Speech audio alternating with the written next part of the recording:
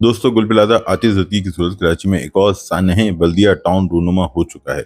एक बहुत बड़ा वाकया हुआ है। अब उसका जिम्मेदार कौन है, किसे कटहरे में खड़ा किया जाएगा, कौन मुल्जिम करार पाएगा, इस बारे में कुछ कहना मुश्किल है। हाँ, अभी हम ये जानते हैं कि इस वाकये को हुए 18 घंटे गुजर चुके हैं, मगर इंतजामिया आग बुझाने में नाकाम रही है। ये एक बहुत बड़ा तिजारती मरकज़ था, यहाँ 1200 से ज़ायद दुकानें थीं, यहाँ रोज़ाना करोड़ों अरबों का कारोबार होता था और ये खरबों की प्रॉपर्टी थी।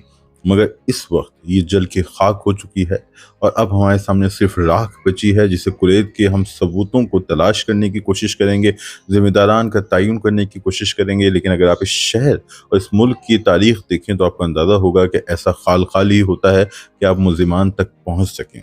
असल मसला ये है कि अब तक 6 अफराद की अमवात की तस्दीक की जा चुकी है। 6 अफराद को हम खो चुके हैं और कहा जा रहा है कि इस इमारत में 100 से ज़ायद लोग अब भी फंसे हुए हैं। ये बहुत ही परेशान कुन बात है, क्योंकि इसका मतलब ये है कि जो 100 अफराद फंसे हुए हैं, 18 घंटे से जो आग लगी हुई है, उसमें या तो वो दम घुटने से हलाक हो गए हैं या झुलस गए हैं। मगर हमारी दुआ है कि कोई मौजज़ा रोनुमा हुआ हो, कोई ऐसा वाक़या हुआ हो कि वो हिफाज़त से हों, बच गए हों, उन अपनों के पास लौट आएँ जो गुल प्लाज़ा की आग के बाहर उम्मीद की, यास की तस्वीर बने खड़े हैं, जिनके लबों पे दुआएँ हैं, जिनकी आँखों में उम्मीद है। तो हमारी ख्वाहिश है कि वो दुआएँ पूरी हों, वो उम्मीद पूरी हो और उनके अपने लौट आएँ। मगर ये गफ़लत किसकी थी? कौन ज़िम्मेदार था?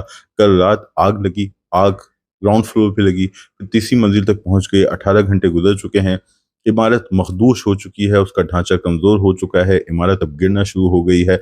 इस गिरने की वजह से रेस्क्यू ऑपरेशन मुश्किल हो चुका है, हलाकतों में इज़ाफ़े का ख़दशा है, शहरी इंतज़ामिया ज़िम्मेदार है, बिल्डिंग कंट्रोल अथॉरिटी ज़िम्मेदार है, सिंध हुकूमत ज़िम्मेदार है, अवाम ज़िम्मेदार हैं। जो भी ज़िम्मेदार हैं, उनका तयन तो होता रहेगा।